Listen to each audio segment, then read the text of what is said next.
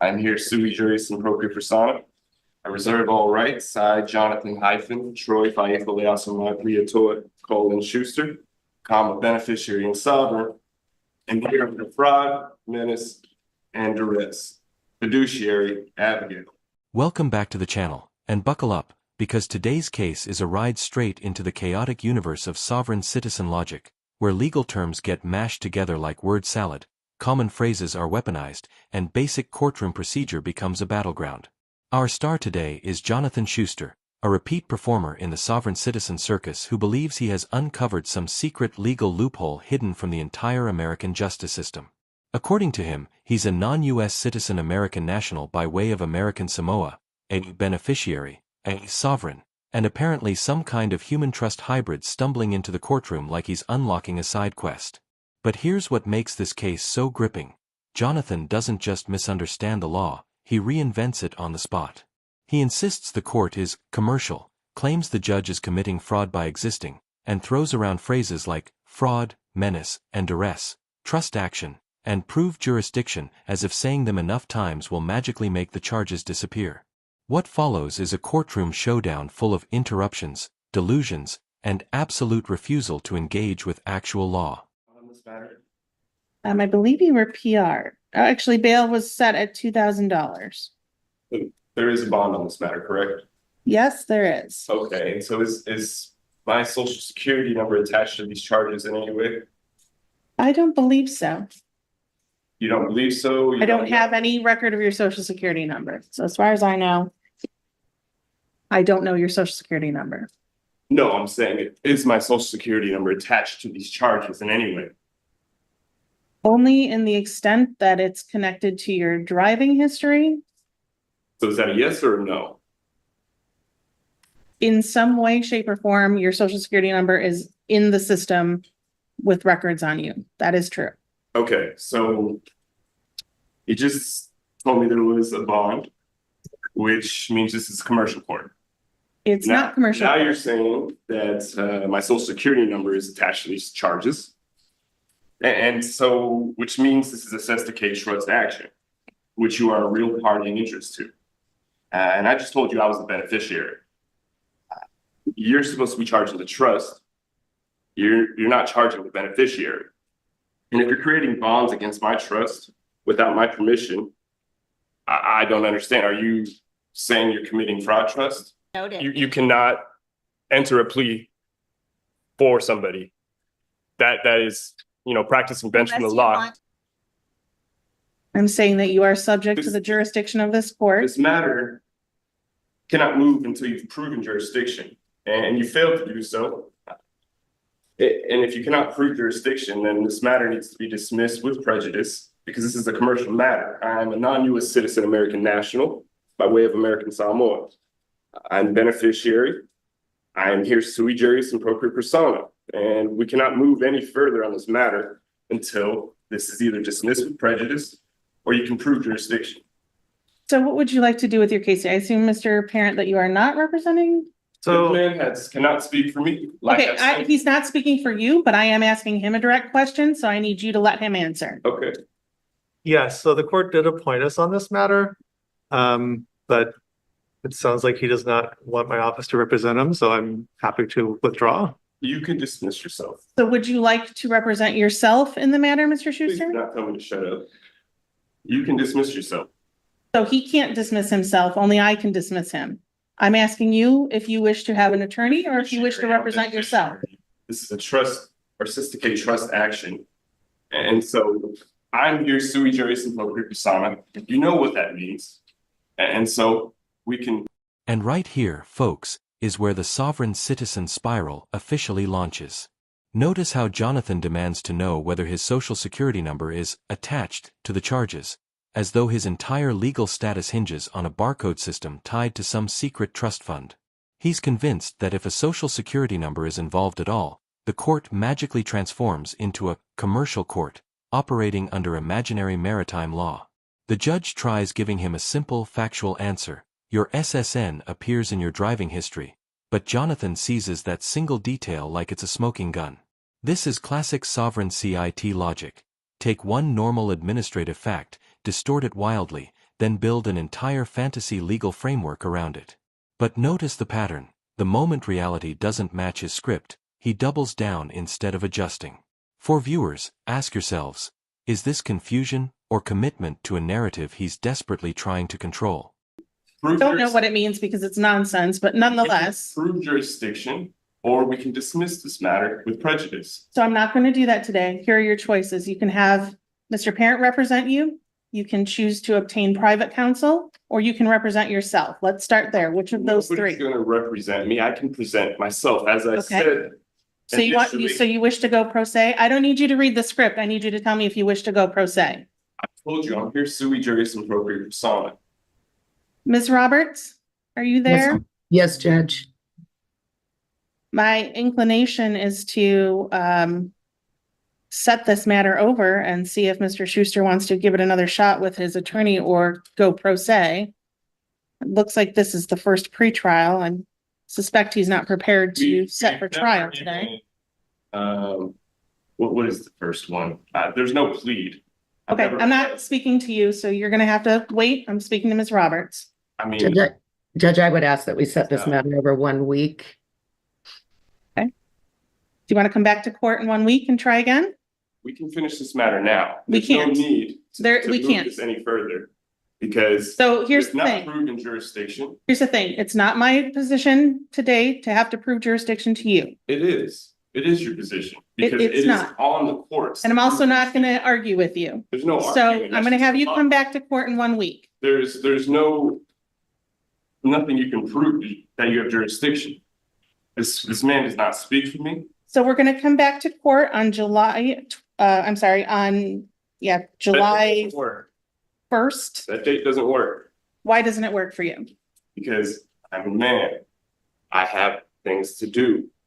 I've come here multiple times under duress with threats from your end, and I have no more time for this matter. And unless you can prove jurisdiction, there's no need for this matter to move any further. But you're going to come back on July 1st at 9 a.m. If you don't come back on July 1st, Are you then threatening me now? I'm telling you, there's going to be a bench warrant issued if you don't show You're up. So threatening me now. I'm giving you the choice of showing up No, or a I'm bench giving warrant you the issuing. choice to finish this matter now or be responsible for your actions. We'll set this for July 1st. I'm Would you gonna, like to be responsible for your actions and set this further? Because you can do that, or you can dismiss this matter with prejudice. I'm not gonna do that today. So July 1st, 9 a.m. Back in Now this you're courtroom. threatening me. Abigail, what's the reason for the threats, Abigail? You violated my rights enough. We'll just hold Speedy for this You week, Ms. violated my Roberts. rights enough. This matter needs to be dismissed with prejudice, We'll see you back on July 1st, or else what? You're gonna threaten me? or else the court will issue a bench So warrant. you're threatening me now, Abigail. I am telling you your I'm telling you, options. this matter needs to be dismissed with prejudice. Because you cannot prove jurisdiction. This is a Signature here. antitrust action. Signature here, You're trying please, to sir. commit fraud. Sir, You're Mr. trying to Schuster. commit fraud. Miss, I'm So- speaking with Abigail. You're done. No, you're done. you can't tell me I'm done. I This can. is no, you don't have power to do that. Your court case is You over. don't have power to do that. Sir, your hearing is over. If you don't take your paperwork and leave the courtroom, we'll have you remanded into custody. You're threatening me now, I'm even more so Giving you than a you already choice. were. And if anybody tries to touch me, I'll charge them with assault and battery.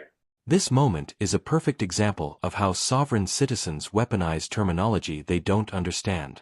Jonathan accuses the judge of committing fraud trust, a phrase that sounds like it belongs in a fantasy novel rather than a courtroom. He throws out buzzwords like bonds, trusts, and commercial actions, hoping they'll magically override the actual laws governing his case. But what really stands out is how confidently he delivers nonsense. He's reading straight from a script on his phone, yet the judge calmly tears through the fog with patient, controlled responses. What we're seeing is a psychological power struggle. Jonathan is terrified of acknowledging the court's authority, because the second he does, the sovereign CIT worldview collapses. So instead, he attacks the process itself. Viewers, have you noticed how sovereign citizens always demand answers but never accept them? No, Let's address. We can address Jonathan Schuster, 480525748. For the record, This man. Why don't you come up to council table, please, so we can create a record? No, I don't want to, and give you any personal jurisdiction, so I'll stay right here. No, you'll come to the council table if you would like to be heard and make a record. So you need to come up and turn on the microphone. No, I don't need to do that for me to be heard. We are audio recording, so to be heard, you need to come up to the table and sit with the microphone. You don't have to, I don't have to come up there for you to hear me. You can hear me perfectly fine. I can hear you, but we are creating a court record, which is audio recording. Jurisdiction by doing what you said, because you don't have jurisdiction over me. And so, for the record, Mr. Schuster, I reserve all rights. I did put Mr. Parent as standby counsel. Right now, you don't represent yourself. You have standby counsel. Appoint counsel to me Well, without my permission. He has no permission to be my counsel. I'm here sui juris, appropriate persona. I, Jonathan Troy Colin Schuster, am here under fraud, menace, and duress. I have made a special appearance to this court for those reasons.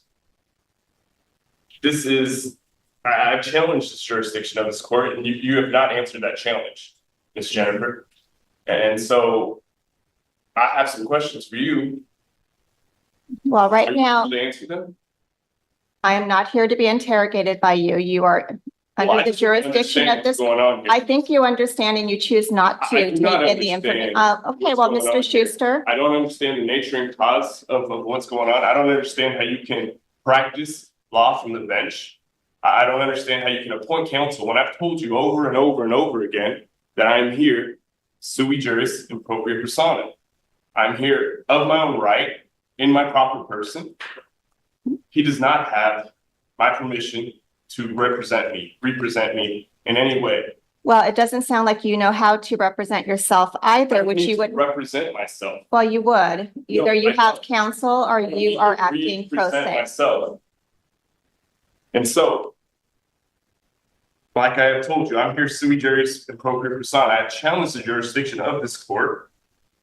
You have not answered that challenge. We cannot move any further until you've answered that challenge. Is this common law jurisdiction, or is this an admiralty maritime jurisdiction? Here's where the courtroom dynamic becomes crystal clear. The judge is trying to guide this hearing toward actual structure, legal representation, procedure, next steps, while Jonathan is trying to drag it back into his fantasy framework. Notice how he refuses to answer simple yes or no questions about representation. Instead, he repeats, I'm here sui juris appropriate persona, as if it's a cheat code that unlocks immunity. The judge's patience here is remarkable. She keeps narrowing the choices, presenting them calmly and logically, while Jonathan dodges, resets, and loops his script. This is a tactic sovereign citizens use intentionally. If they never answer directly, they think the court cannot proceed. But all it really does is highlight the gap between legal reality and legal delusion. Viewers, if you were the judge at this moment, how long would you last before losing patience? So, Right. Mr. Schuster, this is Carmen McDonald. I'm the prosecutor on this particular case. I think where we're at right now is you're being charged with an offense. I can barely hear you, which means the record that you're trying to make is not being picked up and not being recorded. So everything you're saying is not being preserved unless you go to the table up there near the microphone. So that's number one. For the record, I reserve if you all would my like- rights. If you If cannot, you would like, I will if you, step up so you can hear me better, and I will none of speak it's being, louder. none of it's being I will preserved. speak louder so you can hear me, but I reserve all my rights. And I'm speaking much louder than anybody else prior to me has spoken. Mr. So I just Schuster, want to make sure that Mr. the Schuster, reporter can hear me. you are making legal arguments. All right, you are making legal arguments. They should be preserved for the record, which means it needs to be picked up and recorded. I will so- begin again so that the recorder You're can not hear me. choosing to be silent, you're choosing to make a legal argument, so we need to have that on the record. For the record, I reserve all rights. You've made that, I, Jonathan, Troy, Colin Schuster, have made a special appearance under fraud, menace, and duress. Fiduciary, Jennifer. I've challenged the jurisdiction of this court, which has not been answered.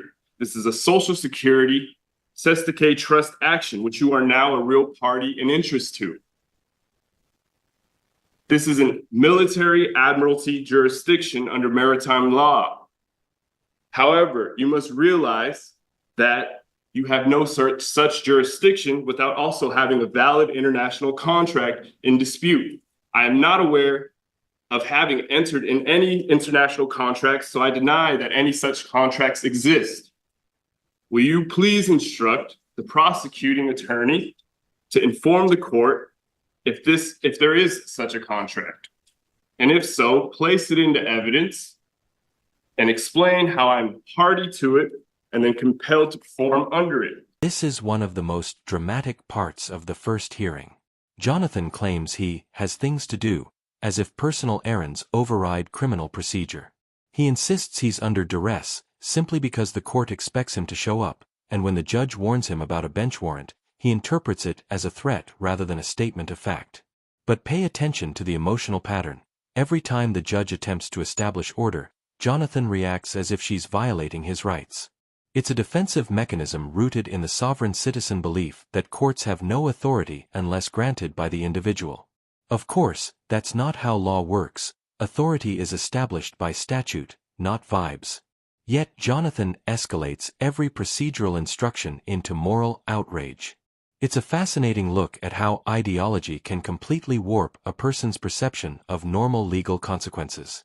And be able to assist your attorney or to represent yourself, you have to be able to meet that threshold. Thank And you. the fact that I think it's not that you don't understand, I think it's you choose not to understand, and that you have someone giving you information that you are spewing in court.